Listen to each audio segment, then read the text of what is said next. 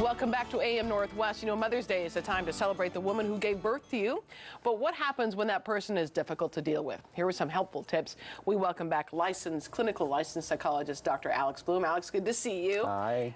So we're not just talking about moms. That's but right. Usually on Mother's Day, the family gets together, and it can just be a difficult relative in general, right? Exactly. Now you have something that you say it's called Dialectical Behavior Therapy. It's a mouthful, isn't it? Dialectical Behavior Therapy. So a dialect, just think about it like you're being more flexible with how you respond to things. Oh, okay.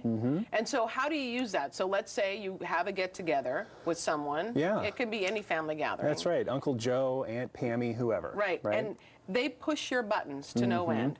So let's say one of the people starts to push your button. Yeah. So there are 4 main skills that DBT talks about. Okay. So let's go through those. The first one is mindfulness. Mindfulness. So we hear that a lot kind of nowadays. Right. And this is an important first step. In DBT, they call it a core skill, which means at the very heart or center of what you're doing.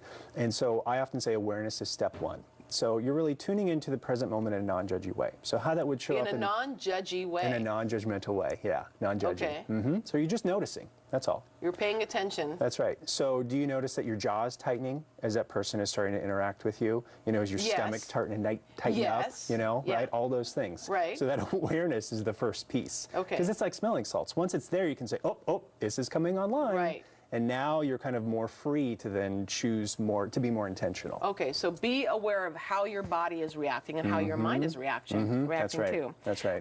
And say, you have something called distress tolerance. Distress tolerance, that's right. So these are short-term coping skills when the emotions start to amp up. So what does that mean? That means lots of different things. One, can I take a conscious breath so I can pause before I respond?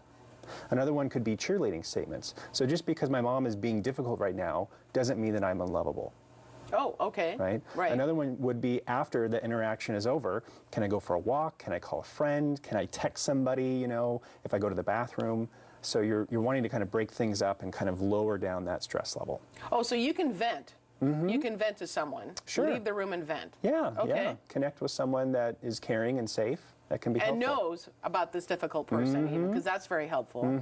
Okay, and then emotion regulation. Yeah, so this one is more of a longer term skill. So taking a step back and looking at the themes or the patterns that happen in our emotions. So for example, I know when mom always does that little dig, or grandma always says this, that then this is how I respond. It's like a script, you know, a formula. They do this and I do this. I revert back to my 10-year-old self. Right? Yeah, a lot of us do.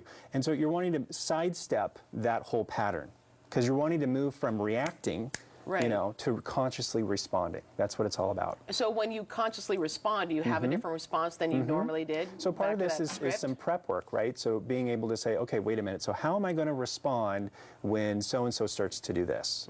You know, because typically I know when they say this, then I do this, then I feel this in my body, then my mind starts to go there and I think of all the past memories of when they said this, et cetera, et cetera. Okay, I know, because what I figured out with my mother, and probably because it's easier with my mother because she has dementia, so I can say that's part of the problem. But I found that if I can laugh at things more, I do a lot better. Yeah, humor can be a wonderful when she says something, I think, oh, that's so funny now. I didn't think it was so funny, you know, a few years ago. Now I think it's funny. And that's a form of the distress tolerance. Okay. And then interpersonal. So we discussed emotion regulation, right? That's right. Okay. So interpersonal effectiveness. Yeah, it's a fancy way of saying communication skills. So how well do we people, and can we level up our communication? So this is broken down into 3 different categories. The first one is the objective. So you're thinking about, okay, what do I want to get out of this interaction? You know, if we're doing tit for tat here, is that really effective? Is that working? You know, how can I choose to think about, at the end of this conversation, this is what I would like to have either said or have communicated in some sort of way. So that's kind of the first piece there. Okay. Okay. Then the next one here is the relationship. So this is the how part. How do I want to communicate with this person? You know, setting a boundary and being able to say, okay, you're going to respond however you're going to respond, but I'm going to be more intentional about how I choose to interact with you. So kind of be tactful, trying to be diplomatic, and that kind of bleeds into the last one here, which is self-respect. So at the end of the day, I can't control what you do and what you say and all of your responses. I only have control over me and my world. Right. Right?